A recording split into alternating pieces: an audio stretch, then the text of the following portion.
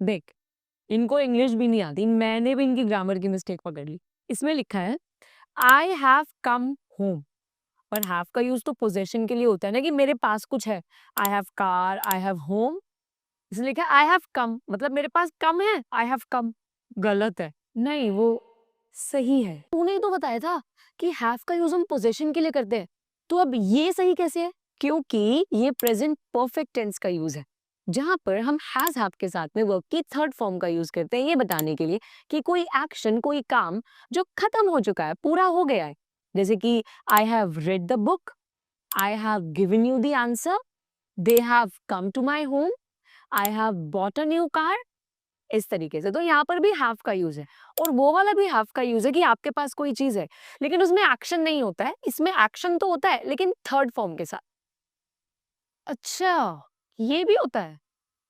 ठीक है, अब की बार तो पक्का गलत है। देख क्या लिखा है। अब की बार इसमें लिखा है I have to eat food. अब हैव के साथ ईट कैसे आ गया? तूने तो बताया था ईटर होता है, और टू भी लगा दिया इन्होंने। I have to eat food, ये तो पक्का गलत। नहीं, ये भी बिल्कुल सही है। क्यों? क्योंकि ये हैज टू और हैव टू मॉडल का यूज है। यहाँ पर भी हैज और हैव का यूज तो होता है, लेकिन टू के साथ, जिसमें हम वर्ब की फर्स्ट फॉर्म लगा देते हैं। और इसका मतलब होता है जब हम बात करते हैं किसी इंपॉर्टेंट और नेसेसरी काम की, जो आपको बस करना ही है, आपके पास कोई और ऑप्शन नहीं है।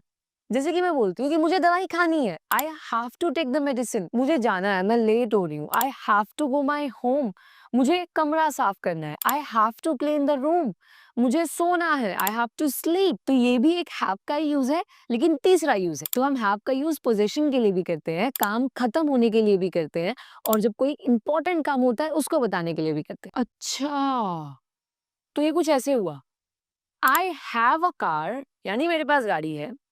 I have eaten the food, यानी मैंने खाना खा लिया है।